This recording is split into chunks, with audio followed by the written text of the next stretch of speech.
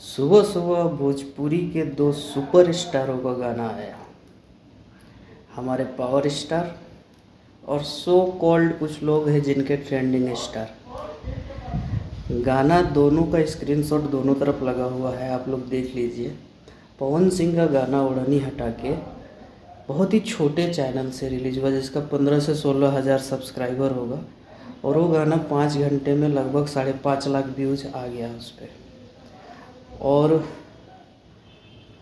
खेसारी जी का गाना भी आया हुआ है। उनका गाना आया है स्पीड रिकॉर्ड भोजपुरी से, जो कि 6 घंटे हो गए गाने को और मात्र 3.5 लाख व्यूज आया है। तब पावर कहाँ से शुरू होला साफ साफ लौका था दोनों तरफ। तब विरोधी लोग के ज़्यादा बतावे कि नहीं, कि जितना भी विरोधी लोग हैं उनको बस एक ही चीज़ कहूँगा कि देख लीजिए आपका मौसा का गाना 5 घंटा में। छोटे से चैनल को ना वो बड़ा बना देते हैं, जहाँ पैर रखते हैं ना वहाँ जगह अपने आप बड़ा हो जाता है। तो ज़्यादा कहने का कुछ ज़रूरत नहीं है, समझदार के लिए इशारा काफ़ी है। नमस्कार भाई लोग।